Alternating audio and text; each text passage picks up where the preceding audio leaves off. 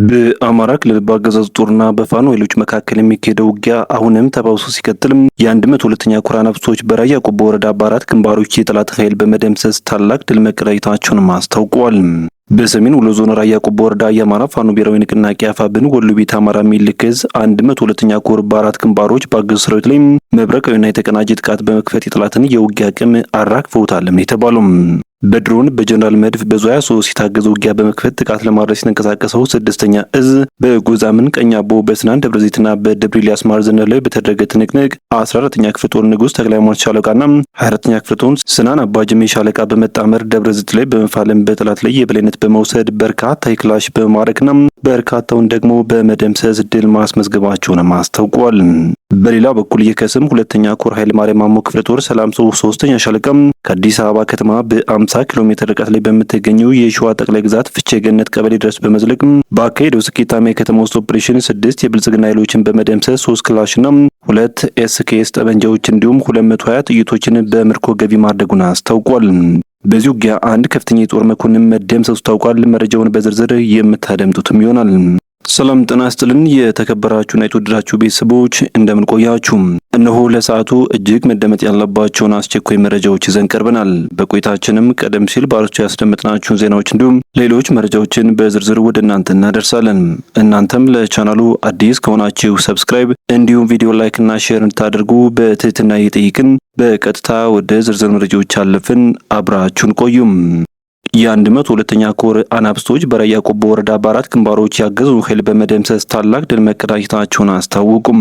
በሰሜን ወሎ ዞን ራያ ቆቦ ወረዳ የአማራ ፋኖ ብሔራዊ ንቅናቄ አፋብን ወሎ ቤት አማራ ሚኒልክ ዕዝ 102ኛ ኮር በአራት ግንባሮች በአገዛዙ ሰራዊት ላይ መብረቃዊና የተቀናጀ ጥቃት በመክፈትም የጠላትን የውጊያ አቅም አራግፈውታልም የተባለው የ12ኛ ክፍለ ጦር ቃኝ 65ኛ ክፍለ ጦር 49ኛ ክፍለ ጦር እንዲሁም የሚኒልክ ዕዝ ልዩ ዘመቻ ኃይሎች በጋራ ባደረጉት ኦፕሬሽን 84 ያገዛዙ ወታደሮች ሲደመሰሱ 22 የስርዓቱ አገልጋዮች ደግሞ በምርኮ ተይዘዋል።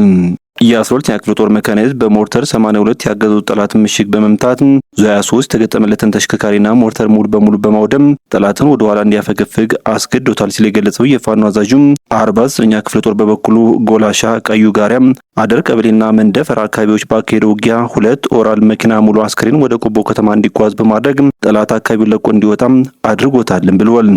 የአገዛዙ ኃይል በሽንፈት ተስፋ ቢቆርጥ ፈሪ በትኑ ወደ ንጹሃን በማዞር ዋጃ ከተማ ሀብሎ መንደር ላይ በከፈተው የከባድ መሳሪያ ድብደባው የ10 ዓመቱ ህፃን ፉአድ ደሳለኝና አባቱ አቶ ደሳለኝ ሞላና ጎረቤታቸው አማረ መለሰ መገደላቸውን የኮሩ መረጃ ያመላክታል። የ102ኛ ኮር ወታደር አዛዦች አርበኛ ጌታቸው መልኩና አርበኛ ዘውዱ ዳርጌ እንዲሁም የዘመቻ መሪዎች አርበኛ ዋሴ ጫኔና አርበኛ በላይ መንግስቱ በበላይነት በሚመሩት በዚህ ታላቅ የድል ኦፕሬሽን 16 ክላሽንኮቭ የተለያዩ የጦር መሳሪያዎችና ወታደራዊ ቁሳቁሶችም በፋኖ ቁጥጥር ስር መዋላቸው ታውቋል። በሌላ በኩል የአሳምነው ዕዝ አርበኞች በአንኮበር በፍቼ ገነትና በባሶና ወረና ወረዳም በጠላት ጦር ላይ ድል መቀዳጀታቸውን አስታውቀዋል። የአማራ ፋኖ ብሔራዊ ንቅናቄ አፋብን ሸዋ ጠቅላይ ግዛት አሳምነው ዕዝ በሸዋ የጦር ግንባሮች ላይ ባካሄዳቸው ተከታታይ ኦፕሬሽኖች በአገዛዙ ኃይሎች ላይ ከፍተኛ ሽንፈት ማድረሱን ገልጿል። የጀግናው አጼ አምደ ጽዮን ኮር አህዶች ትናንት ግንቦት 14 ቀን 2018 ዓ.ም ከሞጃና ወደራ ወረዳ ሰላ ድንጋይ ከተማ ተነስቶም ወደ ሳሲት ቀጠና ለዘረፋ የተንቀሳቀሰውን ያገዛዙን 104ኛ ኮማንዶ ክፍለ ጦርና ጥምር ኃይሉን በፊላገነት ባባ በርሶማ ባይሶፌ በሸጋ ገቢያና በእምቧይ ባድ በተባሉ ስፍራዎች ከበውስጥ በማስገባት ከፍተኛ ጉዳት አድርሰውበታል። ይህ በእንዲህ እንዳለም የከሰም 2ኛ ኮር ኃይለ ማርያም ማሞ ክፍለ ጦር ሰላም ሰው 3ኛ ሻለቃ ከአዲስ አበባ ከተማ በ50 ኪሎ ሜትር ርቀት ላይ በምትገኘው የሸዋ ጠቅላይ ግዛት ፍቼ ገነት ቀበሌ ድረስ በመዝለቅ ባካሄደው የስኬታማ የከተማ ውስጥ ኦፕሬሽን 6 ያገዙ ኃይሎችን በመደምሰስ 3 ክላሽንኮቭና 2 ኤስኬኤስ ጠመንጃዎች እንዲሁም 220 ጥይቶችን በምርኮ ገቢ ማድረጉን አስታውቋል።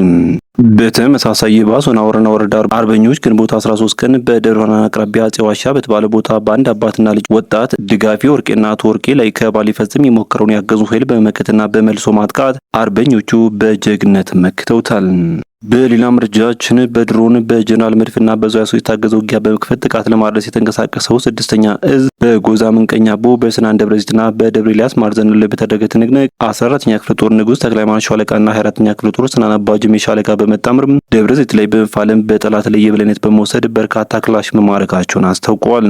በጎዛምን ቀኛቦ አካባቢ 24ኛ ክፍለ ጦር የቦቅላ አባይና 34ኛ ክፍለ ጦር በመቀናጀት ከጠላት ጋር ባደረጉት ፍልሚያ እንዲሁም ድል የተመዘገበ ሲሆን በደቂቃዎች ውስጥም ፍሬው ማርቆስና አብርሃም ጌታቸው የሚባሉ ሁለት ዲሽቃ ተኳሾችን ጨምሮ ከ15 በላይ የ3ኛ ሬጅመንት አባላት ብቻ በውጊያው ህይወታቸውን ማጣታቸውን 206ኛ ኮር የተቀላቀሉ የአገዛዙ ሰራዊት አባላት መስክረዋል።